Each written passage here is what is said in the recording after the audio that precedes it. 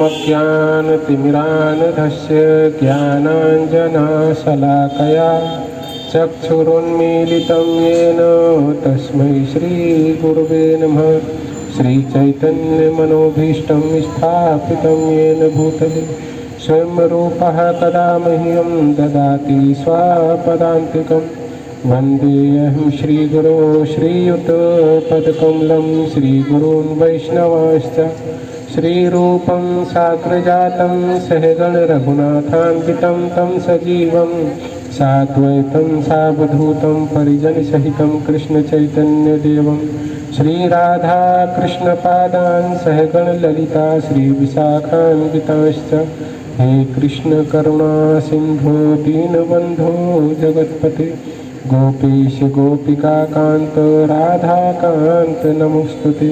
तप्तकांचन गौरांगी राधे वृंदावनेश्वरी वृषभानुसुते देवी प्रणमामि हरिप्रिये। वाञ्छाकल्पतरुभ्यश्च कृपा सिन्धुभ्यैव च पतितानां पावनेभ्यो वैष्णवेभ्यो नमो नमः। जय श्री कृष्ण चैतन्य प्रभु नित्यानंद श्री अद्वैत गदाधर श्रीवास आदि गौर भक्त वृंद। हरे कृष्णा कृष्णा कृष्णा हरे हरे हरे राम राम राम हरे हरे। नमो विष्णुपादाय कृष्णपृष्ठाय भूतले श्रीमते भक्तिवेदांत स्वामिनिति नामिने। नमस्ते सरस्वती देवे गौरवाणी प्रचारिणे निर्विशेषा शून्यवादी पाश्चात्य देशतारिणे।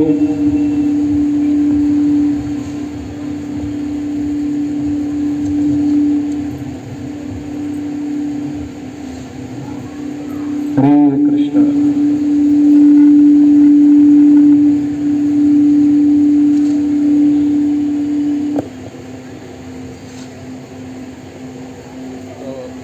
आप सभी का बहुत बहुत स्वागत है भक्ति कक्षा में। तो आज से कार्तिक मास प्रारंभ हो गया है ना। कार्तिक मास की महिमा थोड़ी सी जानेंगे, क्यों कार्तिक मास इतना पावन है और भगवान को क्यों प्रिय है। कार्तिक मास में कौन सी लीला हुई थी जानते हो? कौन बताएगा? थोड़ी सी कथा करेंगे कार्तिक मास की, उसके बाद हम लोग ये जानेंगे कि आगे हमें करना क्या है ना। केवल सुनते ही नहीं रहना है, सुनने के बाद कुछ करना भी है ना। तो कार्तिक मास में सबसे पहली लीला हुई थी भगवान की रासलीला, शरद पूर्णिमा की रात्रि को है? जानते रासलीला के बारे में? क्या हुआ था रासलीला? रासलीला पे हम लोग चर्चा नहीं करेंगे, इसलिए नहीं करेंगे क्योंकि हमारी बुद्धि इस योग्य नहीं है कि हम रासलीला पे चर्चा करें। तो कार्तिक मास में एक बहुत ही महत्वपूर्ण लीला हुई थी जिसे कहते हैं दामोदर लीला। कौन सी लीला? दामोदर लीला। भगवान का एक नाम दामोदर है ना। दामोदर का मतलब क्या होता है? दाम का मतलब होता है रस्सी, दाम मतलब रस्सी, और उदर मतलब होता है पेट। तो मैया यशोदा ने भगवान कृष्ण के पेट को रस्सी से बांध के और उन्हें ऊखल में बांध दिया था। किसमें? ऊखल में। तो इसलिए इस लीला को कहते हैं दामोदर लीला, है ना। और कार्तिक मास को इसलिए दामोदर मास भी कहते हैं। क्या कहते हैं? दामोदर मास। और दामोदर मास में जो यशोदा दामोदर का विग्रह होता है उसको दीपदान करना चाहिए शाम को। क्या करना चाहिए? दीपदान। तो शाम को 7 बजे हमारे यहाँ दीपदान होगा आरती के बाद। तो अब से पूरे मास होगा, जब तक कार्तिक मास रहेगा तब तक हर रोज शाम को दीपदान होगा। तो आप अपने घर पे भी कर सकते हो। मिट्टी का दिया लेके 30 दिए ले लेना मिट्टी के, रोज एक दिया जलाया घी का, ठीक है। और यशोदा दामोदर का फोटो ले लेना, दिख रहे हो तो वरना फोटो ले लेना, और उस फोटो पे आगे भगवान को दिया दिखा के, ठीक है, और तुलसी महारानी के पास रख देना है ले जाके। तो दीपदान करने से आपकी भक्ति आगे बढ़ती है भगवान के साथ, ठीक है, कार्तिक मास में विशेष तौर से। तो हमारे यहाँ भी शाम को होगा, जो लोग आना चाहें अपने घर से दिया लेके आ सकते हैं, है ना। हमारे यहाँ आरती के बाद दीपदान होगा, और दामोदर अष्टकम पढ़ा जाता है। उसमें क्या पढ़ा जाता है? दामोदर अष्टकम। दामोदर अष्टकम में जो लीला है वो पूरी वर्णन की गई है कि कैसे कैसे लीला हुई थी। तो उसे हम शाम को पढ़ते हैं, उसी को पढ़ते हुए दीपदान करते हैं।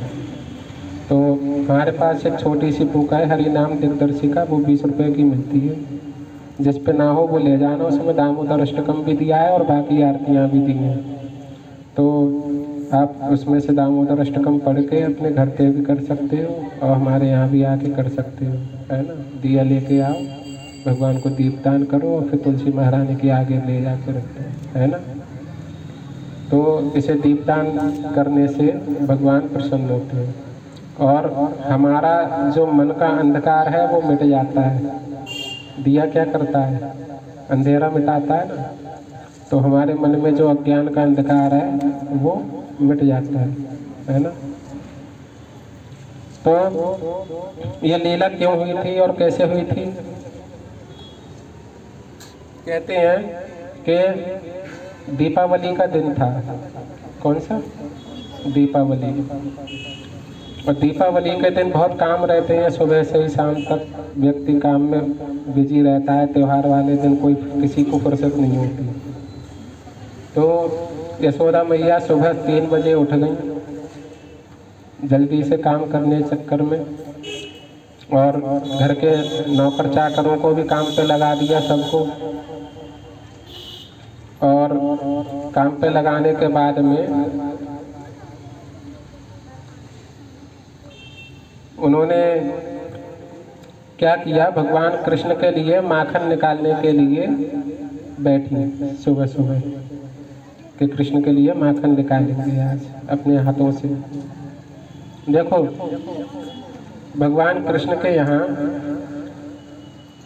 नौकर चाकरों की कोई कमी नहीं थी, लेकिन मैया यशोदा अपने हाथों से माखन निकालती थी भगवान कृष्ण के लिए। ऐसे ही जब भगवान की सेवा जब हमें करनी होती है तो हमें नौकर चाकरों से नहीं करानी चाहिए, भगवान की सेवा स्वयं करनी चाहिए। तो नौकरों को नहीं बोला, वैसे रोज नौकर माखन निकालते थे, लेकिन भगवान कृष्ण के लिए मैया यशोदा अपने हाथों से माखन निकालती थी। तो उस दिन भी माखन निकालने बैठी सुबह जल्दी जल्दी। अभी कृष्ण उठे और उठ के रोने लगे, भूख लग रही है, तो माखन निकाल ही रही थी। तो गोद में लेके मैया दूध पिलाने लगी उनको। भूखा है तो क्या करते हैं, दूध ही पिलाते हैं। और उधर उस पे बरोसी पे वो दूध की हांडी रखी थी, उसमें भी दूध उबल रहा था। तो वो जो दूध था उसे बुरा लग रहा था कि देखो भगवान भूखे हैं और ये मुझे भगवान को नहीं पिला रही है, अपना दूध पिला रही है। तो दूध में आया उफान और वो गिरने लगा। तो मैया यशोदा ने देखा दूध गिर रहा है तो कृष्ण को उतार दिया और दूध को उतारने के लिए चल दी। और जैसे कृष्ण को उतारा और मैया यशोदा दूध को उतारने के लिए गई, कृष्ण नाराज हो गया। बताओ, दूध मेरी इतनी सी औकात के दूध के लिए मुझे छोड़ दिया क्या? दूध के लिए मुझे जमीन पे पटक दिया। और अभी कह रही थी कि मतलब तुझसे प्यारा कोई नहीं है संसार में। ऐसी बोलती है ना मैया बालकों से, अरे तुझसे प्यारा कौन है हमारे लिए। लेकिन दूध के लिए बालक को जमीन पर पटक दिया, मतलब दूध ज्यादा प्यारा है। तो कृष्ण जो थे वो थोड़े से रुष्ट हो गए।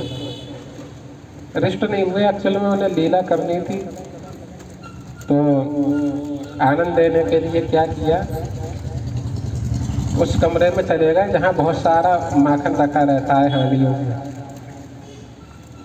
उनके थोड़ी गाय थोड़ी थी, 9 लाख गौएं नंद बाबा के हैं, 10 मन माखन हुए, इतनी गाय थी उनके पास। तो कमरे भरे रहते थे हांडियों से, मक्खन से। उस कमरे में गए जहाँ बहुत सारी हांडियाँ रखी थी और एक एक करके फोड़ने लगे हांडियों को। गुस्से में क्या करते हैं बच्चे, ऐसी करते हैं ना हरकतें, गुस्सा जाए तो ये तोड़ेंगे वो फोड़ेंगे। उनने मटकी फोड़ दी। अब मटकी फोड़ दी और माखन लेके बंदरों को खिलाने लगे उसमें से। किसे? बंदरों। खुद नहीं खा रहे, बंदरों को खिलाने लगे। अब मैया यशोदा आई दूध पे लौट, उसमें से हटके दूध को करके, तो उन्होंने देखा कि कृष्ण तो नहीं है। अभी तो बहुत रो रहा था, कहाँ चला गया, रोने की भी आवाज़ नहीं आ रही। सब में ढूंढा तो उसी कमरे में मिले जिसमें माखन रखा था। माखन सारा जमीन पर फैला हुआ, हांडी टूटी हुई और बंदरों को माखन खिलाए जा रहे हैं। मैया यशोदा को गुस्सा आया, इतना सारा माखन था बेकार कर दिया है जमीन पे गिरा के। तो उन्होंने क्या किया, एक छड़ी ली हाथ में और कृष्ण को मारने के लिए दौड़ी। और कृष्ण डर के मारे भाग रहे हैं।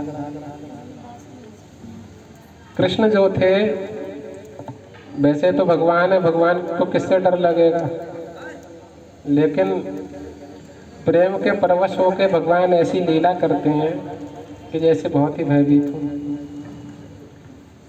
इतना डर के मारे आगे आगे भागे जा रहे थे कि मैया पकड़ लेंगी तो बहुत मारेंगे।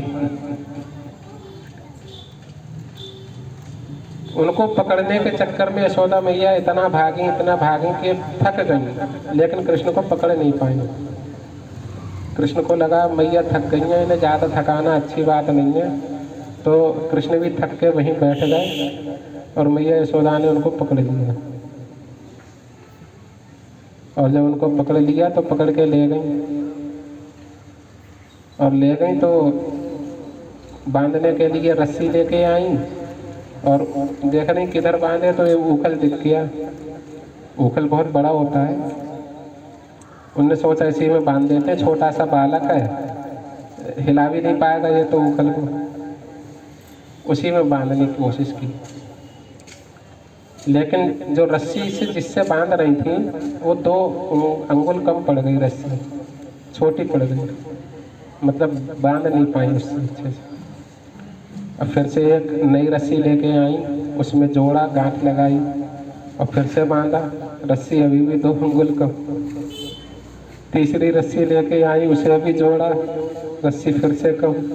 अब वो समझ नहीं पा रही है लीला क्या चल रही है, मतलब रस्सी कम कैसे पड़ जा रही है। 2 अंगुल कम होती है और मैं 2 अंगुल से ज़्यादा रस्सी लेके आती हूँ, बांधती हूँ उसमें, फिर भी रस्सी कम।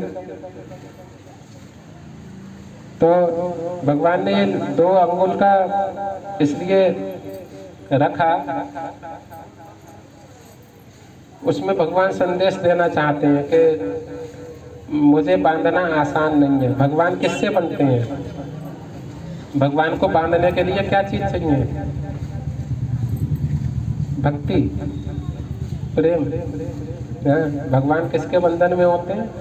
प्रेम के, वरना भगवान को कोई नहीं बांध सकता है। तो प्रेम तो था यशोदा मैया में, ऐसा तो नहीं था कि प्रेम नहीं करती थी कृष्ण को, फिर भी क्यों नहीं बांध पा रही थी? कोई ना कोई कारण तो होगा भाई, ऐसा तो नहीं कह सकते मैया प्रेम नहीं करती थी कृष्ण से। तो क्यों नहीं बांध पा रही थी? वो 2 अंगुल रस्सी क्यों कम पड़ जा रही थी?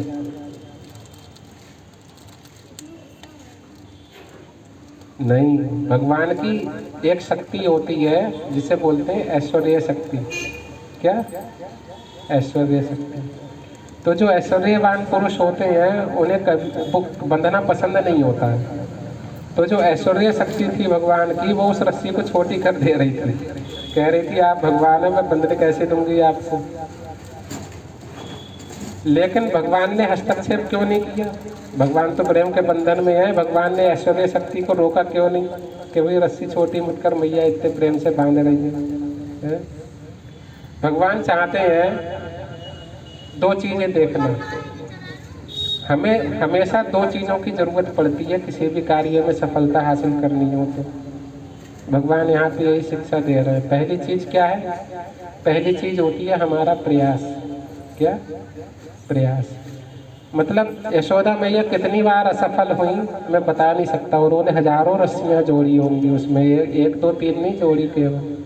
जितनी रस्सियाँ थी घर में सब बटोर लाई और जितने नौकर चाकर थे उनके घरों से भी मंगवा ली, और तब भी वो रस्सी छोटी पड़ी तो उनको। लेकिन फिर भी मैया यशोदा ने प्रयास नहीं छोड़ा। बोली आज रहूंगी तो बांध के देखूंगी कितनी रस्सी कम पड़ेगी। तो ये होता है हमारा प्रयास कि हम जिस कार्य को करते हैं उस कार्य में एक बार असफल हो गए तो हम, कई लोग होते हैं उसे करना छोड़ देते हैं, यार अब नहीं होगा हमसे, छोड़ो। नहीं, उसे करना चाहिए, बार बार प्रयास करना चाहिए, और बार बार प्रयास करोगे तो कभी ना कभी होगा। दूसरा हमें चाहिए होती है भगवान की कृपा। क्या? भगवान की कृपा। जब तक भगवान कृपा नहीं करेंगे तब तक भी आपका कार्य सफल नहीं होगा, है ना।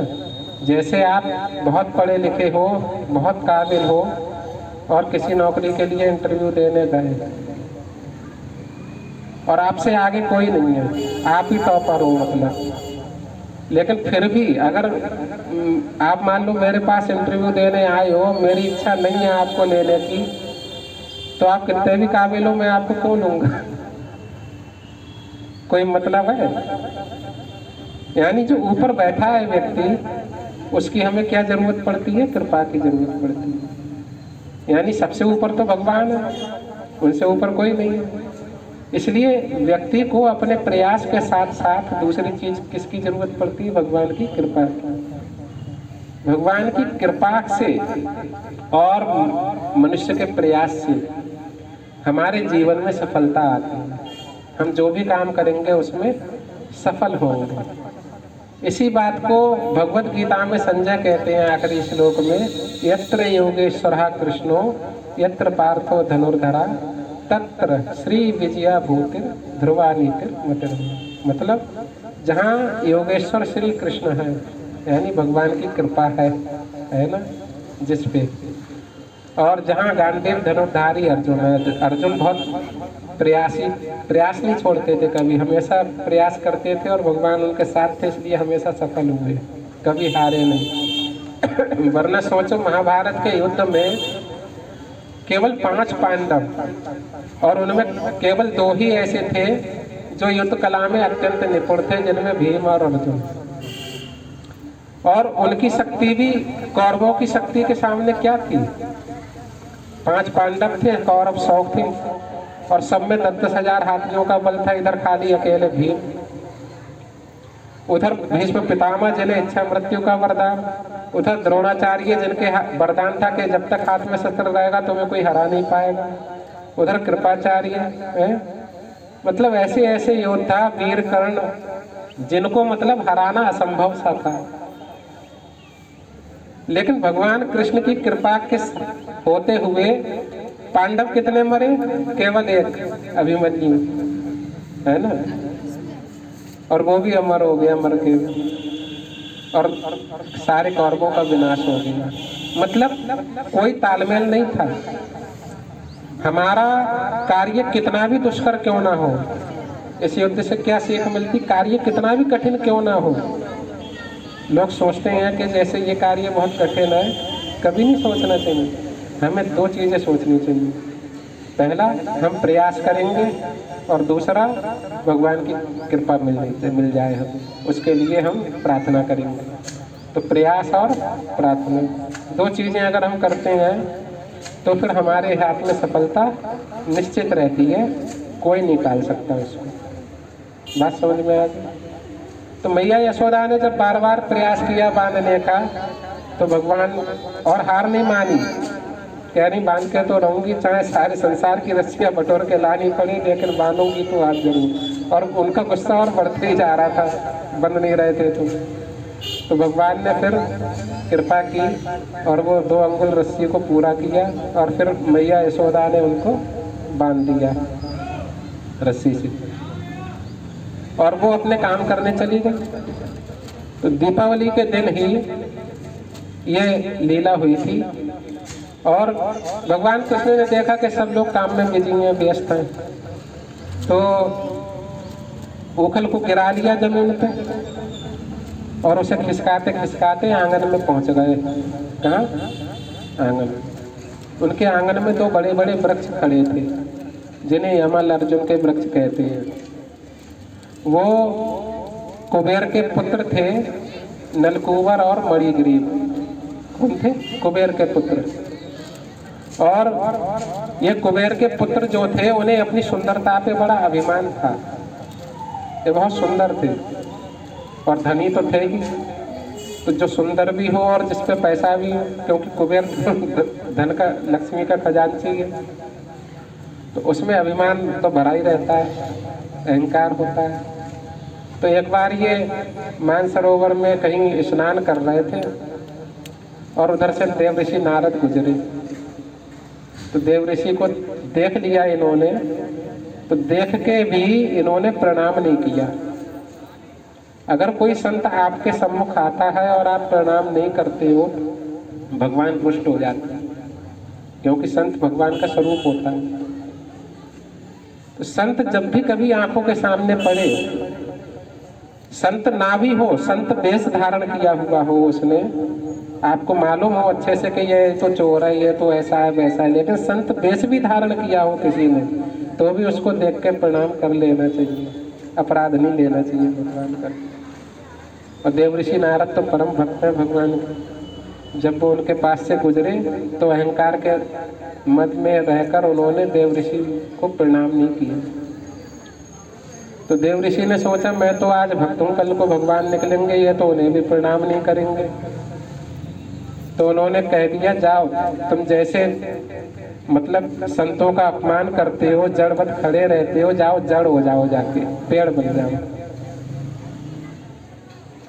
तो अब वो रोने लगे कि ये तो क्या हो गया हमारे साथ, मतलब सारा अहंकार चूर हो गया उनका। तो देव ऋषि नारद से क्षमा मांगी। तो देव ऋषि ने कहा मेरा साप तो झूठा नहीं होने वाला है, लेकिन ये है कि तुम वृक्ष बनोगे उस घर में जाके जहाँ एक दिन भगवान का अवतार होगा और भगवान तुम्हारा उद्धार करेंगे, तब तुम इस योनि से छूट जाओगे। तो वही नल, कुंवर और मणिग्रीव भगवान के आंगन में 2 वृक्ष बने थे, यमल और अर्जुन। उन वृक्षों में जाके उखल को फंसा दिया और फंसा दिया, थोड़ी सी धक्का मारा तो दोनों के दोनों वृक्ष गिर पड़े जमीन पे।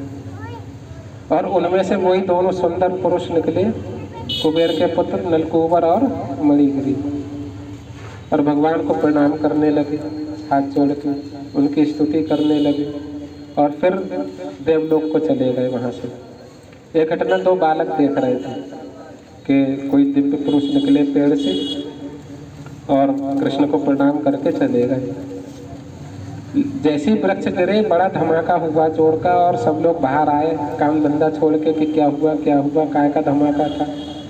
अच्छा, ब्रज में उस समय आफतें बहुत आती रहती थी, कभी पूतना, कभी मतलब सक्टासुर, कभी बकासुर, कभी अघासुर।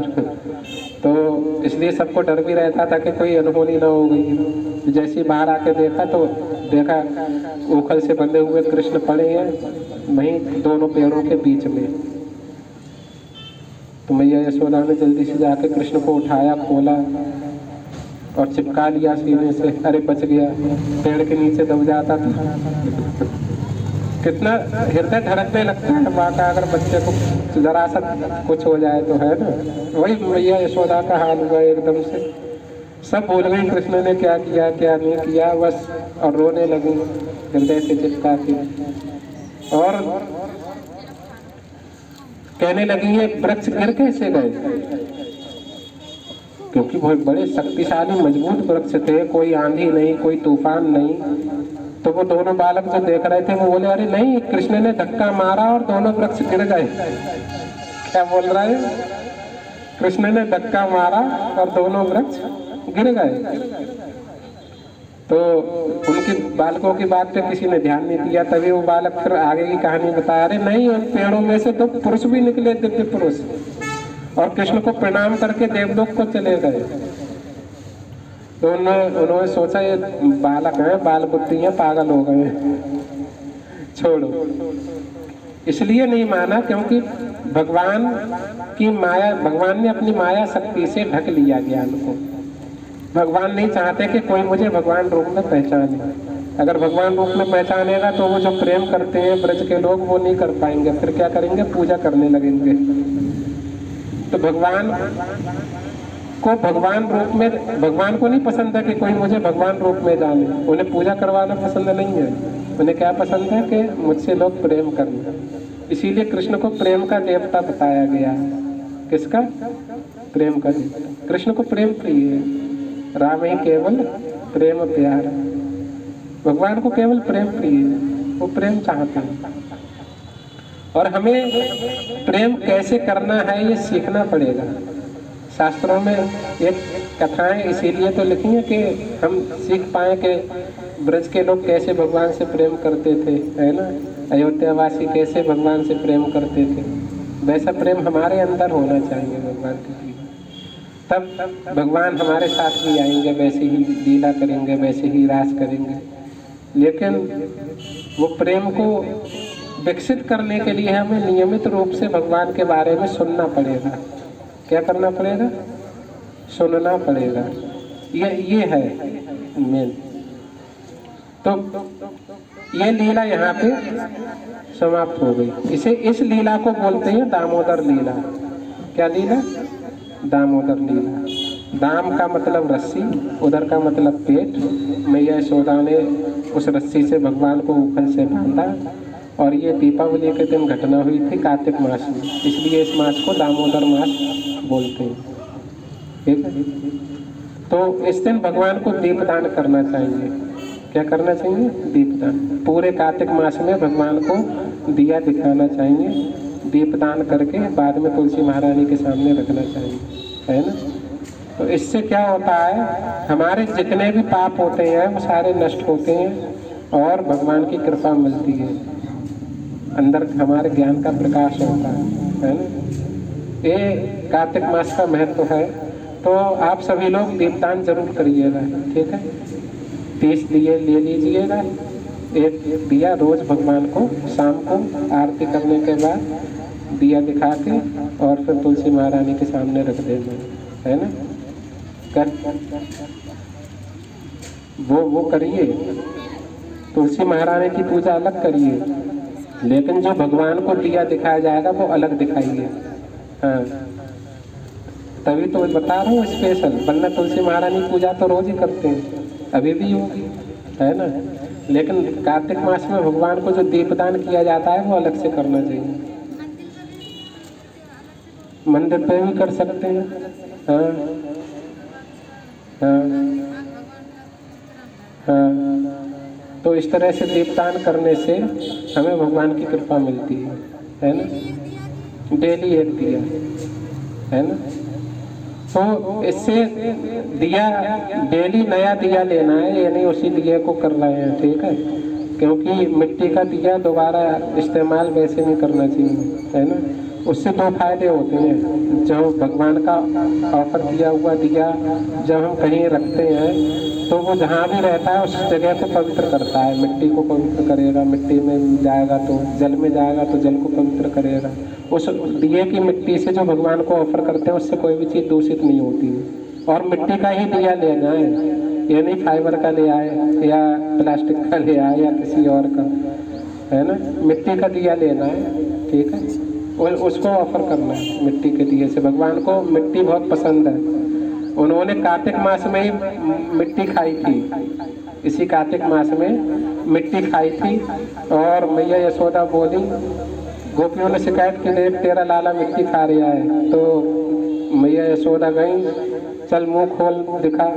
तो जब मुंह खोला भगवान ने तो सारा ब्रह्मांड का दर्शन करा दिया अपने मुंह में। तो भगवान को मिट्टी इतनी पसंद है कि मिट्टी का ही भोग लगा दिया, है ना। तो मिट्टी का दिया लेना चाहिए, है ना। आजकल फाइबर के दिए आ रहे हैं, प्लास्टिक के पता नहीं किस चीज़ के आ रहे हैं मिलावटी। मिट्टी का दिया लेना, है ना, वो अच्छा रहता है, उसको दान करना चाहिए, दीपदान। ठीक है, ये महत्वपूर्ण चीज है।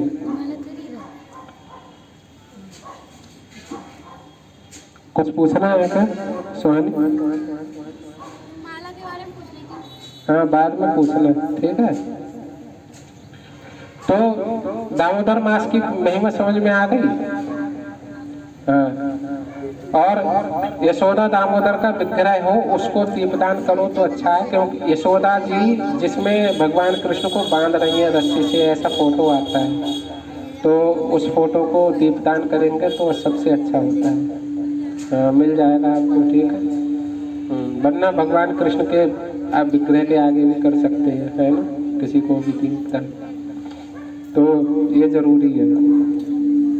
अब सबसे महत्वपूर्ण चीज ये है कि कथा तो ये आपने पहले भी कभी सुनी होगी, सुनी थी कभी कथा ये दामोदर लीला वाली? नहीं सुनी थी? भागवत में तो बहुत सुनाते हैं, भागवताचार्य सुनाते ही क्या है कि भगवान कृष्ण की कथाओं के अलावा, है ना। लेकिन अब हमें जिस उद्देश्य के लिए कथा रखी है उस उद्देश्य को समझ लेना चाहिए। आज कितने लोग टाइम से आए थे? हाथ खड़ा करें। 2 लोग। मैंने कुछ चीजें बताई थी, है ना। क्या क्या बताया था? हाँ, बता। समय से आना, समय से जाना, हाँ, और माला करना, और दान तप, हाँ, और तपस्या। दान तप और यज्ञ। हाँ। मैंने बताया था कि 3 चीजें हैं वो कभी छोड़नी नहीं चाहिए, है ना। आप में से किसी को याद है? पहली बार कौन आया है? मैं हर बार कथा में बताता हूँ, मतलब सब दूसरी तीसरी बार आए हैं। कोई कौन बताएगा? 3 चीजें बताई थी मैंने। भगवान कृष्ण कहते हैं गीता में कि 3 चीजें मनुष्य को जीवन में कभी नहीं छोड़नी चाहिए। पहला था यज्ञ। क्या? यज्ञ। और यज्ञ में भगवान भगवत गीता में कहते हैं यज्ञोऽस्मि जप यज्ञ, मतलब मैं सभी यज्ञों में क्या हूँ? जप यज्ञ। जो जप हम करते हैं वो यज्ञ होता है। तो जप करना कभी नहीं छोड़ना चाहिए, चाहे कोई सी भी परिस्थिति हो, कैसी भी परिस्थिति हो, मैले हो, कुचैले हो, गंदे हो, संदे हो, जप करना नहीं छोड़ना चाहिए। हमेशा भगवान के नाम का जप करना, है ना, पहली चीज। दूसरा बताया था दान। हर व्यक्ति को भगवान की कथा के प्रचार प्रसार के लिए दान करना चाहिए, है ना। तो आप लोगों को दान के लिए मैंने बताया था कि एक गुल्लक बना लीजिए और कम से कम 1 रुपया उसमें रोज डालिए, है ना। इतना तो कर ही सकते हैं ना।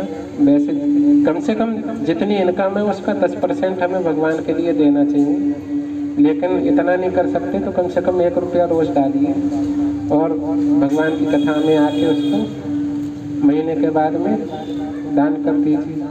उससे भी भगवान को प्रसन्नता होगी कि कम से कम इतना तो करते हैं, है ना। दूसरी चीज, दान के लिए आप दान में केवल दक्षिणा ही नहीं होती है, आप प्रसाद भी दान कर सकते हैं, है ना। अन्न भी दान कर सकते हैं, वस्त्र दान कर सकते हैं, ज्ञान दान कर सकते हैं। और सबसे अच्छी चीज होती है दान के लिए किसी को भगवान के नाम का दान करना। किसका दान करना? भगवान के नाम का दान करना। लेकिन नाम का दान कोई कर सकता है जो नाम जपता है रोज, क्योंकि जिसके पास जो चीज होगी वो वही तो दान करेगा। एक धनवान व्यक्ति धन दान कर सकता है, एक ज्ञानवान व्यक्ति ज्ञान का दान कर सकता है। ऐसे ही एक वो व्यक्ति जो नित्य नाम जप करता है वही नाम का दान कर सकता है। हर कोई नहीं कर सकता। जिसके पास नाम है, खुद ही नहीं है, वो दूसरे को क्या देगा, है ना। नाम का दान सबसे बड़ा दान होता है। आपने सुना होगा ना, अन्नदान महाकल्याण, विद्यादान महाकल्याण, ये सब दान है, इनसे कल्याण भी होता है, लेकिन सबसे अधिक कल्याण किससे होता है? नाम का दान करने से। क्यों? नाम ऐसा कल्याण करता है कि आपको कभी फिर दुखी नहीं होना पड़ेगा। जैसे आपने किसी को अन्नदान किया, तो अन्नदान करने से क्या होता है, उसकी जब तक अन्न है तब तक तो भूख मिट जाएगी, और अन्न खत्म हो जाएगा फिर उसे भूख लगेगी।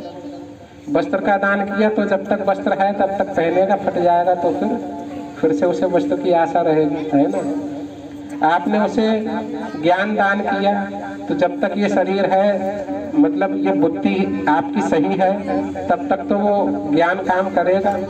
और जब व्यक्ति पागल हो जाता है तो वो व्यक्ति का काम नहीं करता, दिमागी काम करना बंद कर दिया, तो ज्ञान और बुद्धि क्या करेगा? कुछ करेगा नहीं। ऐसे ही संसार में जितने भी दान हैं वो कहीं ना कहीं जाके खत्म हो जाते हैं, समाप्त हो जाते हैं, लेकिन भगवान के नाम का दान कभी खत्म नहीं होता। जो व्यक्ति एक बार नाम ले लेता है नामदानी व्यक्ति से, वो नाम उसकी जीवन भर रक्षा करता है। और आप जिसे नाम देते हो, वो नाम भी उसको जीवन भर रक्षा करता है। जीवन भर ही नहीं, जीवन के बाद भी। इस जन्म मृत्यु को चक्कर से ही छुड़ा देता है। अगर आप नाम को सही से जपते हो तो क्या करेगा, ये जो संसार है ना, जन्म मृत्यु चक्कर इसी से छुड़ा देगा। फिर आपको दोबारा जन्म ही नहीं लेना पड़ेगा, सारे जंजाल से ही मुक्ति। इसलिए सबसे बड़ा कल्याण किससे होता है? नाम के दान से। इसीलिए भगवान का नाम हमेशा खुद भी जपना चाहिए। जब तुम्हारे पास नाम की दौलत इकट्ठी हो जाएगी तब तुम किसी को दान भी कर सकते हो उसको, है ना, दान। और जब तक नाम की दौलत नहीं हो रही है तब तक दाम की दौलत तो है ना, उससे भगवान की कथा का प्रचार प्रसार होगा। तो तीसरी चीज होती है तपस्या। क्या? तपस्या। और तपस्या क्या होती है हमारे लिए? तपस्या क्या है? तपस्या है जो हम साधना करते हैं ना, वही तपस्या है। और जो सेवा करते हैं वही तपस्या है। दो चीजें, साधना और सेवा। साधना मतलब क्या है? ये जो नाम जप करना है ना बैठ के, ये बहुत कठिन होता है। कोई भी व्यक्ति एक जगह बैठ के 2 घंटे 16 माला नहीं कर सकता, बहुत मुश्किल होता है। तो ये अपने आप में तपस्या है। केवल 2 घंटे बैठ के एक जगह और 16 माला करो तो पता नहीं कहाँ कहाँ की नानी याद आ जाएगी, लेकिन माला नहीं होंगी। अपने आप में ये माला करना तपस्या है। दूसरा, सेवा करना।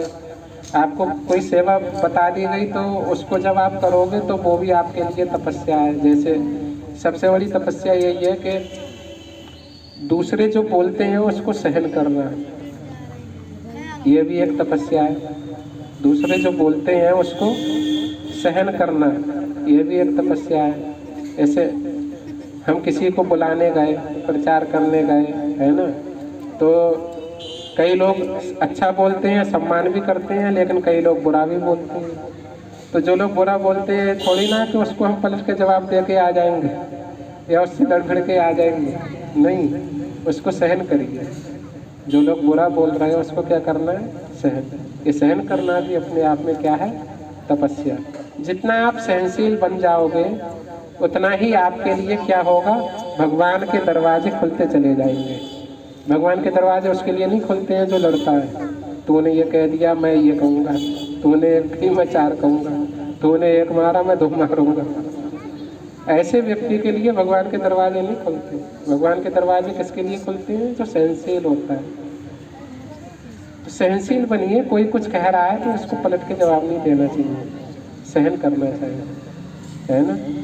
क्योंकि जो व्यक्ति आपको कुछ बोल रहा है वो अज्ञानता में बोल रहा है, उसको पता नहीं है कि क्या बोलना चाहिए क्या नहीं।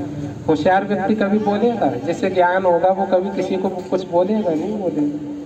केवल मूर्ख व्यक्ति बोलते हैं, जिन्हें कुछ पता नहीं होता वही एक दूसरे की बुराई करते हैं। मतलब जहाँ भी बुराई हो रही हो समझ जाना ये लोग मूर्ख हैं, लेकिन बोलना नहीं उनसे क्या मूर्ख है। बोलोगे तो लड़ाई हो जाएगी, है ना। अपनी समझ के लिए समझना चाहिए, बोलने के लिए नहीं, है ना। तो 3 चीजें हमें कभी नहीं छोड़नी चाहिए। याद रहेगा? कौन कौन सी 3 चीजें बताई? कौन बताएगा? फिर से बताओ।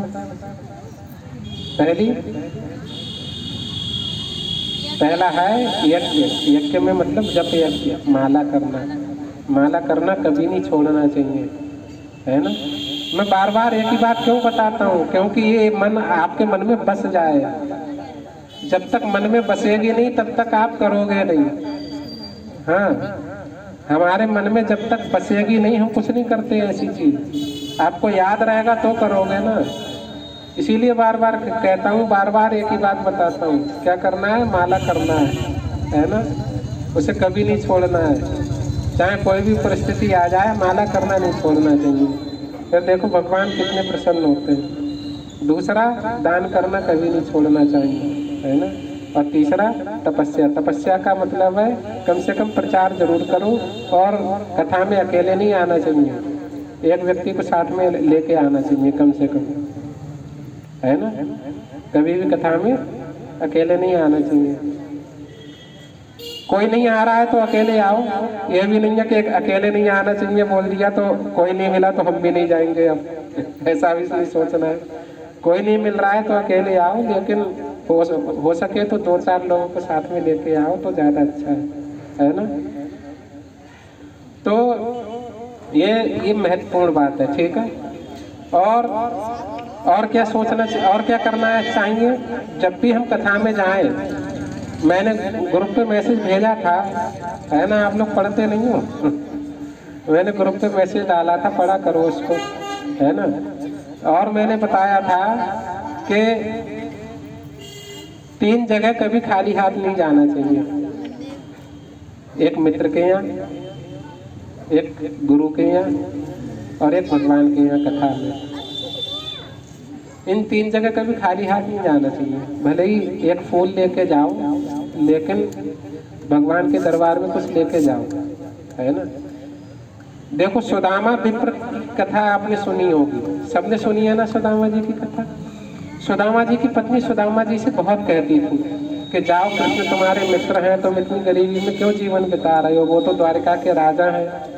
अपने मित्र के पास जाओगे तो तुम उनसे नहीं भी मांगोगे कुछ तो तुम्हारी दशा देख के समझ जाएंगे, वो वैसे ही बहुत कल्याण कर देंगे तुम्हारा।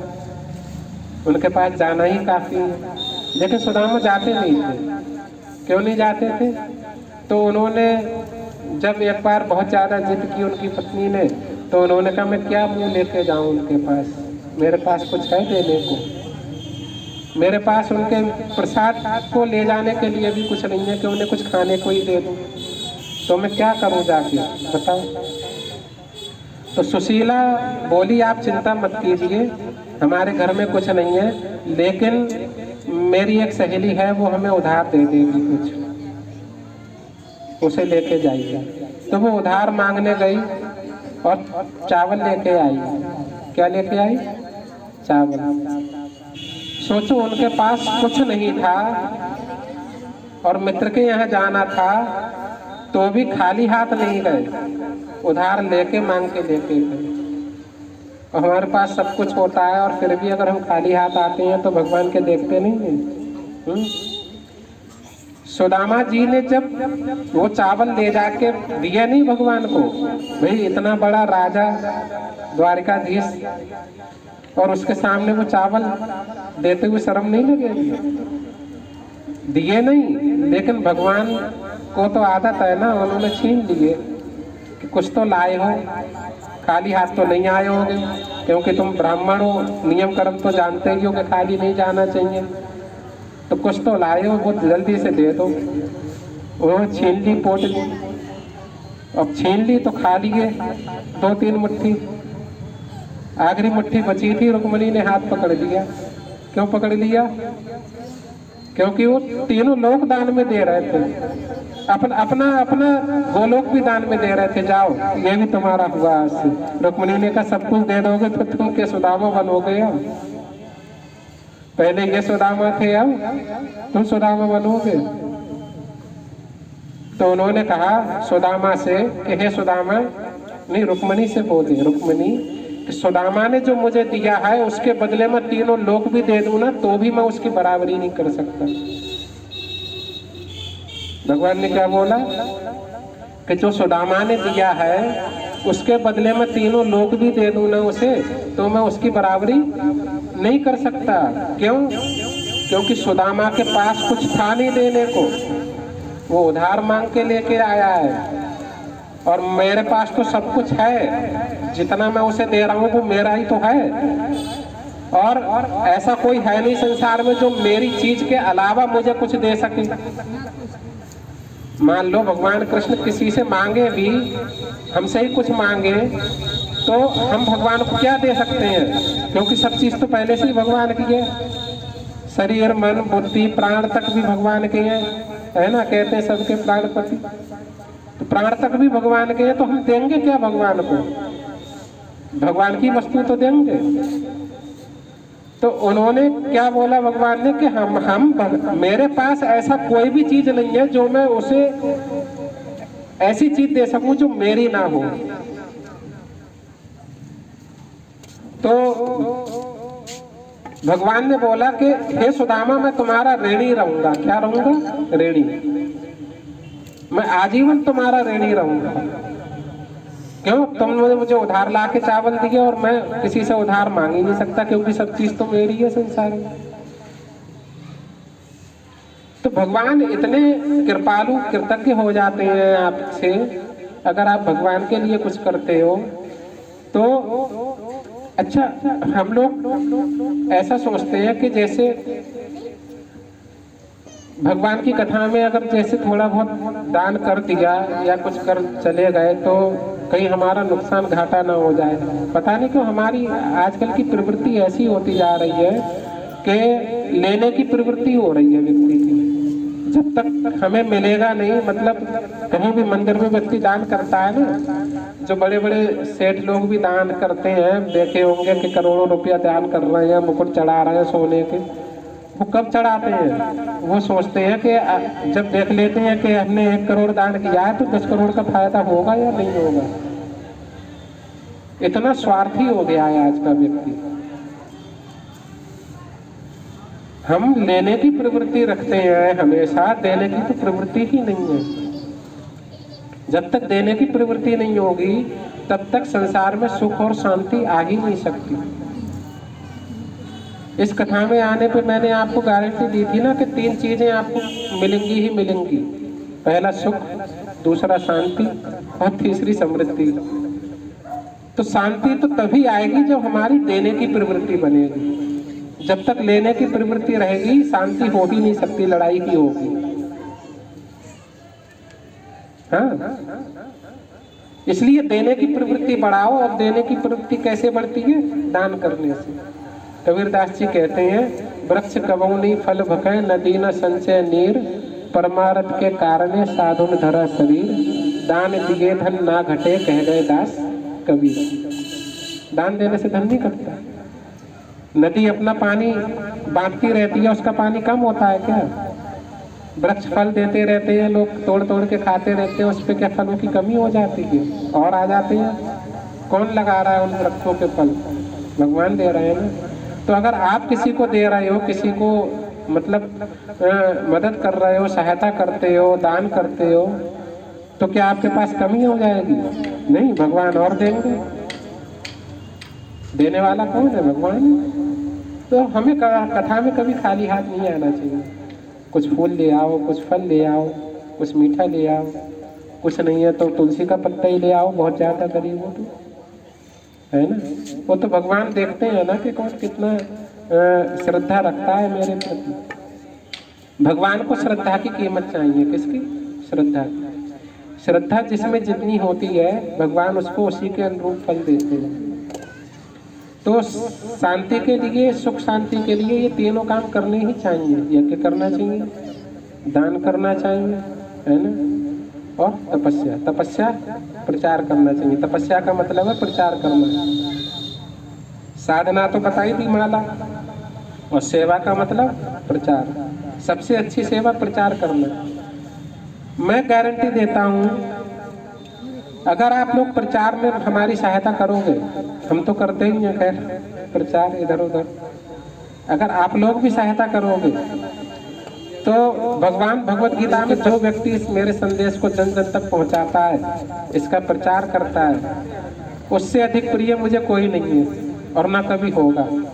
क्या बोलते हैं कि जो मेरे संदेश को भगवान तक पहुंचाता, मतलब लोगों तक पहुंचाता है, उससे अधिक प्रिय मुझे कोई नहीं होगा। तो भगवान का प्रिय जब आप हो जाओगे, फिर आपके जीवन में किसी चीज की कमी होगी? नहीं होगी ना। इसका मतलब अगर आपके जीवन में किसी चीज की कमी है तो आप भगवान के प्रिय नहीं हैं। भगवान आपकी तरफ देख ही नहीं रहे हैं, भगवान आपके केवल कर्मों का फल दे रहे हैं। जैसे आप कर्म कर रहे हो वैसा फल दे रहे हैं, वो इसीलिए बैठे होते हैं। लेकिन भगवान के प्रिय बन जाओगे, फिर भगवान के इस कर्म फल के बंधन से ही मुक्त कर देते हैं, फिर अपनी कृपा के स्वरूप होके कुछ देते हैं, है ना। जैसे मैं आपको उदाहरण दूं, एक व्यक्ति नौकरी करता है। क्या करता है? नौकरी। तो जो नौकरी करता है तो उसे तनख्वाह उसकी नौकरी के लिए तो मिलती है? लेकिन एक व्यक्ति होता है जो अपनी सेवा से मालिक का दिल जीत लेता है, फिर मालिक उसे तनख्वाह ही नहीं देता, केवल ऊपर से कृपा के स्वरूप बोनस भी देता है ना। और कई मालिक तो इतने कृपालु हो जाते हैं, कहते हैं ले आज से कारोबार तू संभाल, है ना। ऐसे ही भगवान है, जब हम भगवान के प्रिय बन जाते हैं तो भगवान फिर कहते हैं लो ये मेरे खजाने की चाबी, अब जितना चाहिए अपने आप निकालते रहे।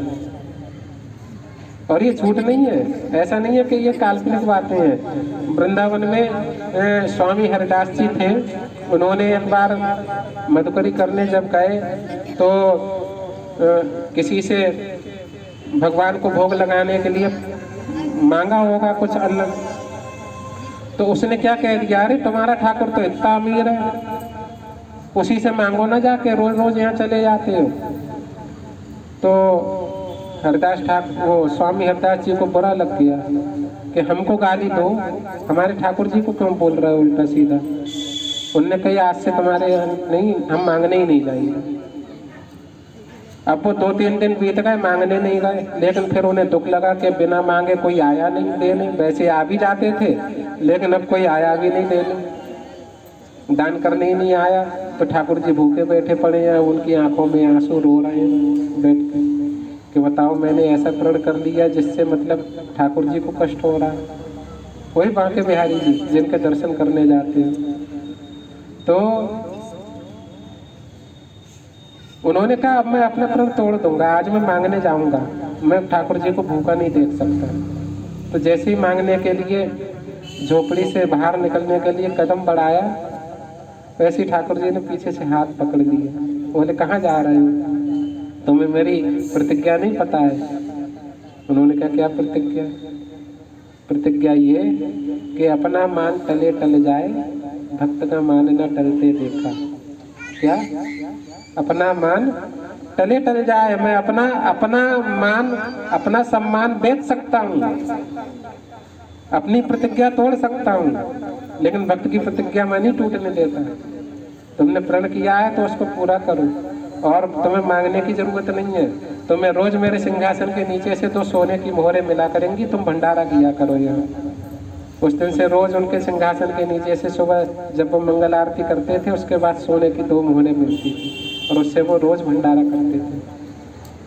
तो भगवान ऐसा नहीं कहते कि तुम्हारे पास किसी चीज की कमी रहेगी, लेकिन कब नहीं रहेगी? जब आप भगवान के प्रिय बनोगे। और प्रिय कब बनते हैं? प्रचार करने से। कहाँ लिखा है? भगवत इस संदेश को प्रचार करेगा वो मेरा प्रिय होगा, उससे प्रिय ना तो मुझे कोई है और ना कभी होगा। तो 3 चीजें करनी चाहिए। पहली माला। कितने लोग माला करते हैं अभी? हाथ उठाइए। ऐसे ऊपर को ऐसे हाथ उठाओ जो लोग माला करते हैं। तो जो लोग माला नहीं करते हैं वो लोग माला करना शुरू कर दीजिए। हाँ, अच्छा बताइए, इसमें आप माला करोगे तो मुझे क्या मिलेगा बताओ? कुछ मिलेगा मुझे? नहीं मिलेगा ना कुछ। आपको मिलेगा जो भी मिलेगा। तो मैं जो आपको काम बता रहा हूँ उससे मेरा कोई फायदा नहीं होने वाला। आप सोचो कि मेरा फायदा होने वाला है। आप मुझे दान दोगे वो मैं आपके लिए खर्च कर दूंगा, मैं अपने लिए नहीं लगाता। अपने लिए लगाता होता तो मैं अमीर बन गया होता बहुत, मेरे भी महल खड़े होते। क्योंकि दान तो बहुत आता है। इस्कॉन टेम्पल में देखो कितने बड़े बड़े मंदिर बन रहे हैं ना, बिना दान के बन रहे हैं। दान देने वालों की कमी नहीं है, लेकिन हम अपने ऊपर नहीं खर्च करते, भगवान की सेवा में लगाते हैं। आप लोगों की सेवा में लगा देंगे तो जितना दान करोगे आपके कल्याण के लिए काम करूंगा मैं, है ना। तीसरी चीज मैंने बताई कि प्रचार करो। प्रचार करने से हम लोगों का परिवार बड़ा होगा और एकता बनेगी। क्या बनेगी? एकता। आप लोगों को एकता का मूल्य नहीं पता। संघ है शक्ति कलयुग है। कलयुग में संघ में शक्ति होती है, एकता में शक्ति होती है। अगर आप 4-5 लोग मिलके एक हो ना, केवल 4-5, तो भी आपका कोई कुछ बिगाड़ नहीं सकता। और सोचो जब परिवार बड़ा हो जाए और सैकड़ों हजारों व्यक्ति एक हो, उनका कौन क्या बिगाड़ देगा। इसलिए कहता हूँ प्रचार करो। भगवान ने जो रास्ते दिखाए हैं ना भगवद गीता में, उनका अगर आप पालन करोगे जीवन में कभी किसी चीज की कमी नहीं रहेगी। हंसना नहीं है, नया हंसना है और नया बोलना है। जब तक मैं बोलूं तब तक मत बोलो, ठीक है? बाद में बोलो, मैं पूछूंगा आप बोलना, ठीक है? तो क्या बताया मैंने, भूल गया मैं, क्या बताया था? हाँ, एकता। एकता में शक्ति है। इस एकता को बनाए रखने के लिए, अच्छा एकता कब बनी रह सकती है? आजकल तो परिवारों में ही एकता नहीं है। एकता क्यों टूट जाती है? कब बनी रह सकती है बताओ? एकता किन लोगों में पाई जा सकती है?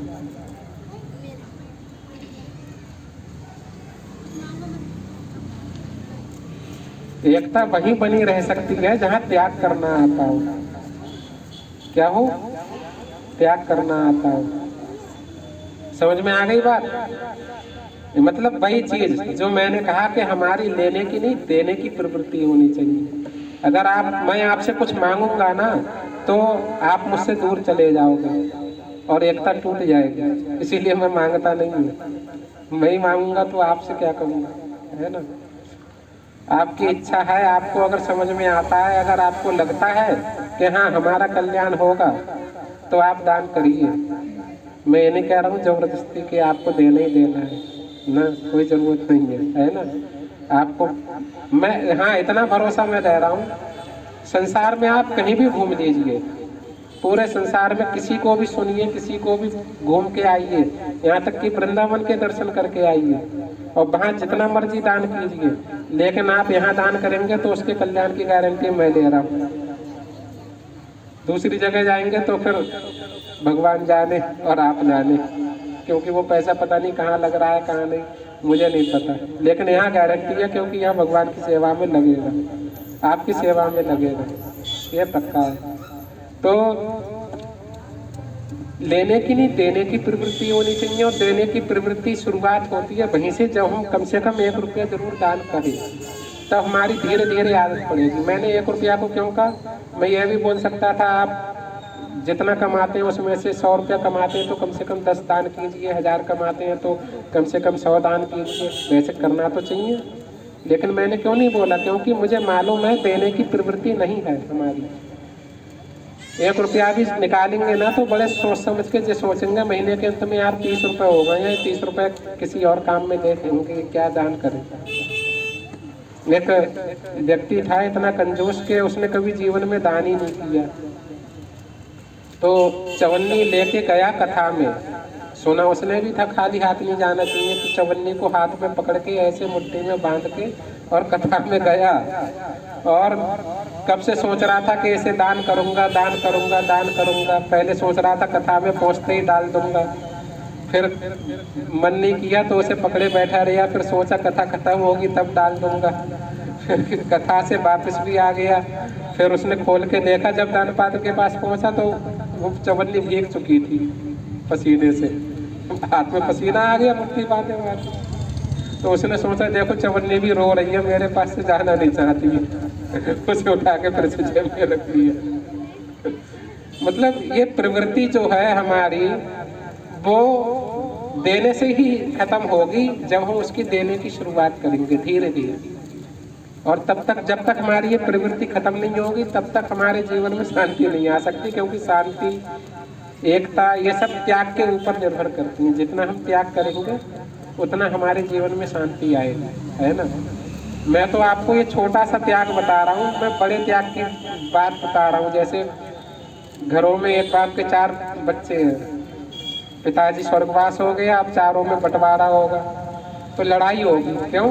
तूने ज़्यादा ले लो, तूने ज़्यादा ले लो, जब चक्कर में। लेकिन त्याग करने की जिसमें प्रवृत्ति होगी वो व्यक्ति नहीं लड़ेगा, वो कहेगा चल तू रख ले, छोड़। ये प्रवृत्ति हमें चाहिए कि बड़े सी बड़ी चीज हम ऐसी छोड़ दें और हमको पता ना लगे कि हमने कुछ छोड़ा है। और ऐसा त्याग कौन व्यक्ति कर सकता है जानते हैं? जिसे ये पता है कि ये धन दौलत हमारे काम में नहीं आएगी। कौन व्यक्ति छोड़ सकता है? जिसे जिंदगी की हकीकत पता है। मान लो आज हमने किसी का जबरदस्ती दूसरे का भी हिस्सा हड़प लिया, तो हम कितने दिन उसका भोग करेंगे बताओ? एक दिन वो अपने आप छूटेगा नहीं छूटेगा? जिस दिन मर के जाओगे अपने आप छूट जाएगा, या साथ लेके जाओगे उसको? नहीं जाओगे। तो जो व्यक्ति हमेशा इस ज्ञान में स्थित रहता है कि एक दिन ये छूटना ही छूटना है, तो इसलिए इसके पीछे क्या लड़ना, छोड़ो इसको। और जो व्यक्ति काबिल होता है वो अपने दम पे महल खड़े कर देता है ना। तो ऐसा व्यक्ति लड़ाई नहीं लड़ता। इसलिए ये ज्ञान हमेशा स्थिर मन में बसा होना चाहिए कि एक दिन हमें ये छोड़ के जाना ही पड़ेगा। हम राजी से छोड़ दें तो कष्ट नहीं होगा, और कोई हमें धक्के मार के निकालेगा घर से बाहर तो बहुत कष्ट होगा। इसलिए राजी से छोड़ दो, वो ज़्यादा अच्छा है। इतनी हमें सहनशीलता होनी चाहिए, इतनी त्याग की प्रवृत्ति होनी चाहिए। लेकिन वो प्रवृत्ति कैसे पनपेगी आपके हृदय में? जब आप थोड़ा थोड़ा दान करना सीखोगे। और व्यक्ति सबसे ज़्यादा प्रेम पैसे से ही करता है इस संसार में। कोई व्यक्ति अगर पूछा जाए तो 90% से ज़्यादा लोग पैसे से ही प्यार करते हैं। वो पैसा दान नहीं करना चाहेंगे, बर्बाद तो कर देंगे, दारू पी लेंगे, जुआ खेल लेंगे और तरह तरह के व्यसनों में उड़ा देंगे, लेकिन दान नहीं करेगा व्यक्ति। उसे लगेगा ये बेफालतू में जा रहा है पैसा। तो ऐसी प्रवृत्ति हमारी दान करने से ही आती है, उड़ाने से। पैसा आप लाखों रुपया उड़ाओ तो आपकी प्रवृत्ति नहीं आएगी दान करने की, त्याग करने की। लेकिन आप भले ही 1 रुपया दान करो, लेकिन आपकी प्रवृत्ति बन जाएगी दान करने की, आपकी प्रवृत्ति बन जाएगी त्याग करने की। ये प्रवृत्ति आप में विकसित होनी ही चाहिए, इसलिए दान करना चाहिए, है ना। और तीसरा तपस्या। कितनी चीजें बताई? 3। पहली माला। जिन पे माला नहीं है आज कसम खाओ माला लेके जाएंगे। हाँ नहीं, आज पैसे नहीं लाए हो कोई बात नहीं, माला ले जाना, लेकिन बाद में ले जाना पैसे, ठीक है। लेकिन माला लेके जाओ, जरूरी है। जीवन में 90% आपका कल्याण माला से होगा, पैसे से नहीं होगा। पैसे से तो आप बीमार पड़ जाओगे तो कष्ट तो पैसा थोड़ी दूर करेगा। मान लो बीमार पड़ गए तो दवाई ही तो ले सकते हो पैसे से, दुख थोड़ी दूर हो जाएगा आपका। जितना दुख लिखा है वो भोगना ही पड़ेगा। दर्द तो होता ही है ना बीमार पड़ते हैं तो वो दर्द कैसे कम होगा? देखो, दुख और दर्द कब लगता है मनुष्य को? ये लगता है जब हमारा किसी चीज से मोह, लगाव हो जाता है। क्या हो जाता है? लगाव। जैसे ये मोबाइल, इस मोबाइल को तोड़ दे कोई आके तो किसको बुरा लगेगा? जिसका ये है ना, उसी को तो बुरा लगेगा, बाकी किसी को लगेगा नहीं लगेगा। क्यों? क्योंकि बाकी सबका मोह नहीं है, लेकिन जिसका मोबाइल है उसको अटैचमेंट हो रखा है इससे, उसे दुख लगेगा। ऐसे ही ये जो शरीर है आपका, इस शरीर से आपको मोह हो गया है और उस मोह के चलते आपको दुख का एहसास होता है। जब मोह नहीं होगा शरीर से तो आपको दुख का एहसास भी नहीं होगा। उदाहरण देखिए, आपको अभी सर्दी लगेगी, ठंड आएगी, लेकिन जो साधना करते हैं, साधु लोग तपस्या करते हैं, उन्हें सर्दी नहीं लगती। वो हिमालय में बैठ के उन सर्दियों में भी तपस्या करते हैं जहाँ खून जम जाता है व्यक्ति का। कैसे कर लेते हैं? क्योंकि उनको शरीर का मोह नहीं है, इसलिए उन्हें सर्दी लगती नहीं है। वो ऐसे ही नंगे बैठे रहेंगे बिना कपड़े। तो जैसे जैसे शरीर से मोह कम होगा, आपका शरीर का दुख, बीमारी का दुख, ये गायब होता चला जाएगा। और ये मोह कैसे कम होगा शरीर के प्रति? केवल माला से। बाकी दुनिया में कोई भी उपाय कर लीजिए, आपका मोह कम नहीं कर सकता शरीर का। ये मोह कैसे कम होगा? केवल माला करने से। जब तक माला नहीं करोगे तब तक आपको बीमारी का, बुढ़ापे का, मृत्यु का दुख झेलना ही पड़ेगा। आप नहीं बच सकते। आप क्या बड़े बड़े अमीर नहीं बच पाए? उन्हें झेलना पड़ा तो हम लोग कौन गिनती में, सोचो। लेकिन जो माला करता है वो इस दुख को नहीं झेलता। इसलिए माला इसलिए करनी चाहिए ताकि हमें ये दुख ना झेलना पड़े। ये माला का सबसे निचले स्तर का फायदा है माला करने का, कि आपको इस मृत्यु के जंजाल से, बीमारी के जंजाल से ही मुक्ति दे देगी माला। इसका दुख नहीं लगेगा। और सबसे बड़े स्तर का फायदा क्या है माला का? कि आपको भगवान कृष्ण का प्रेम प्राप्त होगा। क्या प्राप्त होगा? प्रेम। जिसके लिए आप पीछे पीछे भाग रहे हो दुनिया में, जिस सुख के, जिस आनंद के पीछे भाग रहे हो, जिसकी खोज कर रहे हो, वो आनंद किससे प्राप्त होगा? इसी माला से। आप कभी माला को एकांत में बैठ के ध्यान से सुनिएगा। बस आप जपिएगा और ध्यान से सुनिएगा, आंखें बंद करके, और ध्यान से केवल सुनने पे ध्यान। हरे कृष्णा कृष्णा कृष्णा हरे हरे, हरे राम राम राम हरे हरे। आप एक माला करिए, केवल एक, लेकिन ध्यान से सुन के करिए। उस समय कोई डिस्टरबेंस ना हो, कोई आपके पास ना आ जाए डिस्टर्ब करने के लिए, कोई आवाज आपको डिस्टर्ब ना करे, कोई में आप मोबाइल की आवाज से डिस्टर्ब ना हो जाओ। मोबाइल पास में रख लिया, माला कर रहे हैं और कुछ बज रहा है, उसमें कुछ देख लिया है, मोबाइल चला रहे हैं, या कुछ पढ़ रहे हैं, माला भी कर रहे हैं, या कुछ देख रहे हैं, माला भी कर रहे हैं। आप ध्यान से माला, केवल एक माला ध्यान से सुन लीजिए। सुनने के बाद जब आप हटेंगे, आपका माला छोड़ने का मन नहीं होगा। माला में इतना आनंद मिलता है ना, उसको सुनने में आपको लगेगा कि एक ही क्यों करूँ मैंने, और करते हो। ऐसे होता है ना, किसी को बहुत भूख लगी हो और उसे एक रसगुल्ला मिल जाए खाने को, तो वो सोचता है यार एक ही क्यों मिला, एक और मिल जाए। बिल्कुल ऐसा। और ये मैं झूठ नहीं बोल रहा हूँ, जो माला करता है आप उससे पूछिए। उससे क्या पूछिए? पूछने पे तो समझ ही नहीं आएगा। भाई मैंने रसगुल्ला खाया, अब आप मुझसे पूछो रसगुल्ले का आनंद कैसा है, मैं बता पाऊंगा? या तुमने खाया, तुमसे मैं पूछूं रसगुल्ला का आनंद कैसा लगा, कैसा मजा आया, आप बता पाओगे? नहीं बता पाओगे। कब बता पाओगे? बता नहीं पाओ, समझ पाओगे जब खुद खाओगे। इसलिए जब खुद माला करोगे ना ध्यान से, समझ में आ जाएगा कि कितना आनंद है। वो असीम आनंद जब आपको प्राप्त होगा, आप छोड़ोगे ही नहीं। ये माला का फायदा है। लेकिन अभी हम माला पता है किस लिए करते हैं? अपनी मनोकामना पूरी करने के लिए। हमारे हृदय में कोई कामना ना हो, ये पहली शर्त है बस।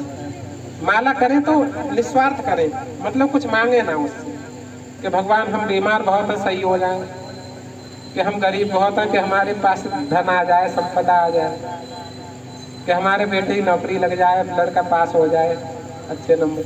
ये सब चीजें जो मांगते हैं ना, इस वजह से माला का आनंद नहीं मिलता। आप मांगो मत कुछ, केवल सुनो और ऐसे ही करो, प्रेम से करो, फिर देखो क्या आनंद आता है माला करने में। आप हरे हरे हरे कृष्णा का झूमते हुए कीर्तन करो हल्के हल्के, देखो क्या आनंद आता है। हमारे बच्चे आते हैं, मजा आता है, शाम को आनंद आता है ना। क्यों आता है? हम कुछ और तो नहीं देते इन बच्चों को।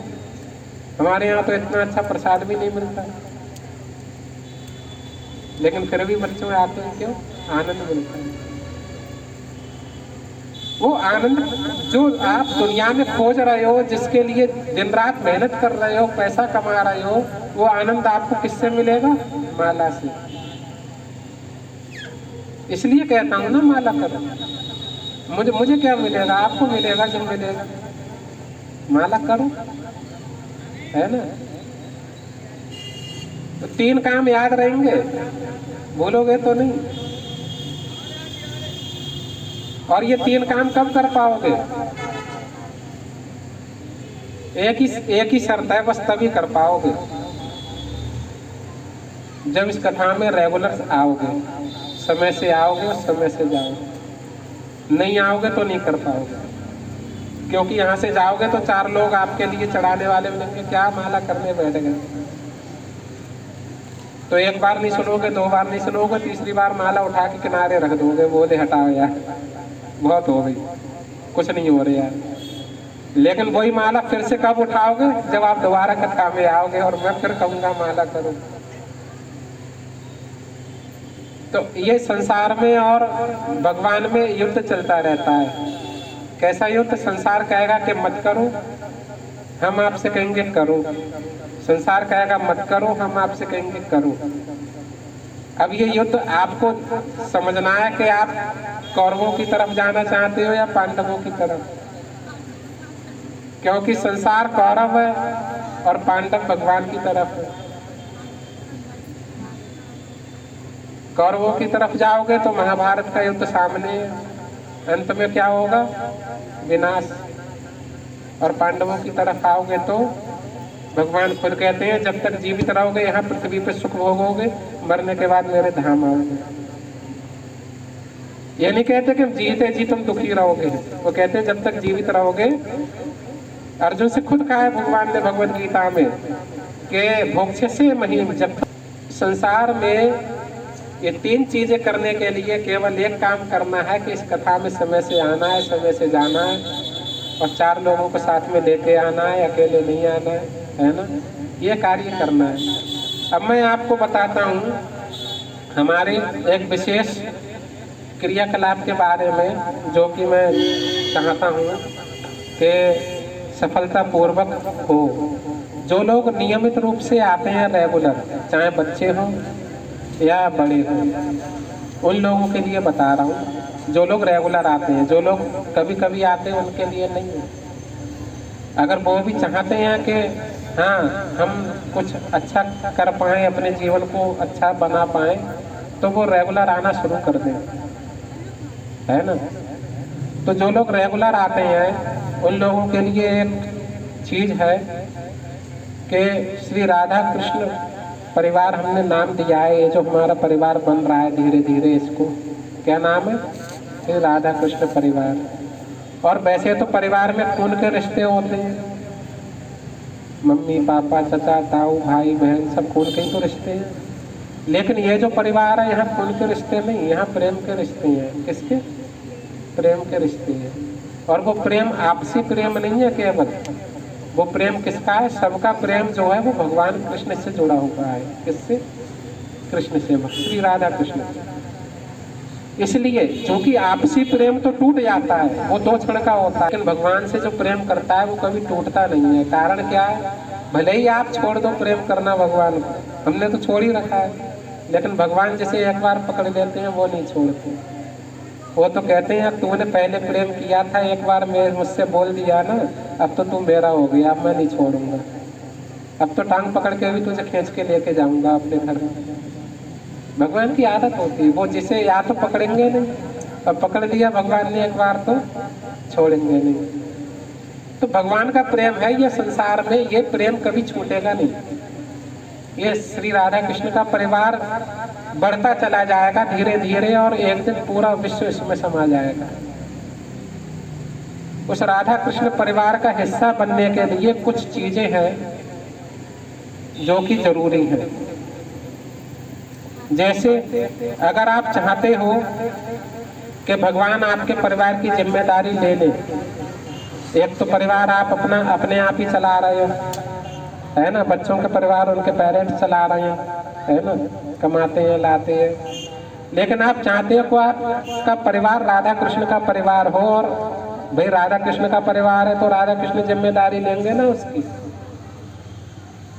आपके परिवार की जिम्मेदारी किसकी है? मम्मी पापा की, क्योंकि वो इनके मम्मी पापा का परिवार है। और राधा कृष्ण परिवार की जिम्मेदारी किसकी होगी?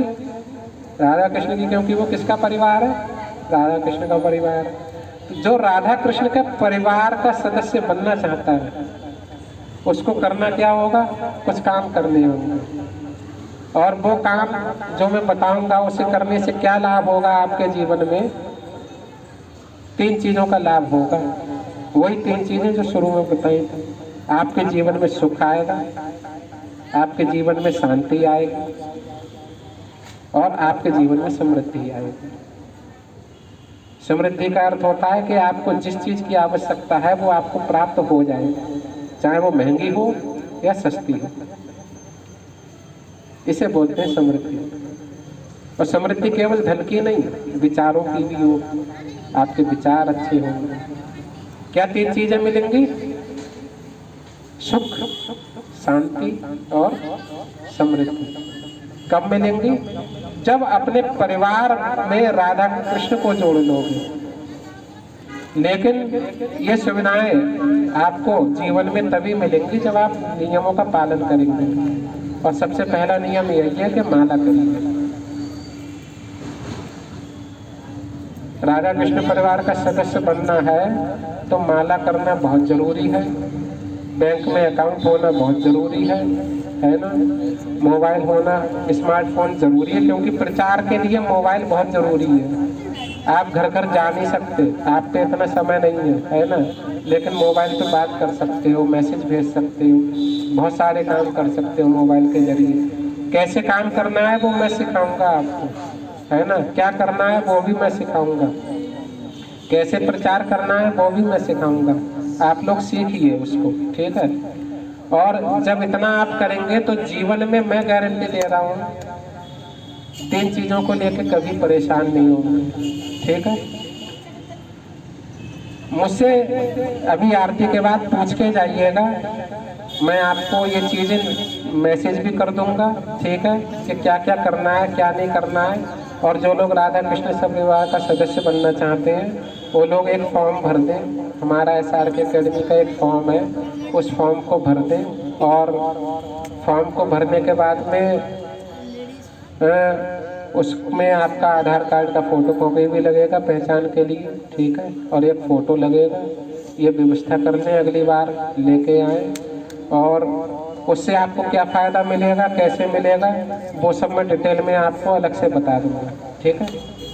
तो आज के लिए हम यहाँ विश्राम करते हैं। किसी को कुछ पूछना है तो पूछ सकते हैं, लेकिन आज माला दे के जाइएगा, ठीक है, जिस पे माला नहीं है। बाकी चीज़ें मैं बाद में बताऊँगा। आप बोलो बच्चों, क्या बोल रहे हो? कुछ पूछना है? तब तो बोल रहे थे वो माला चाहिए। कौन सी माला? जप माला, जपने वाली। ले जाना, ठीक है, वो माता जी बताएंगे, ठीक है। माला ले जाना। और कुछ?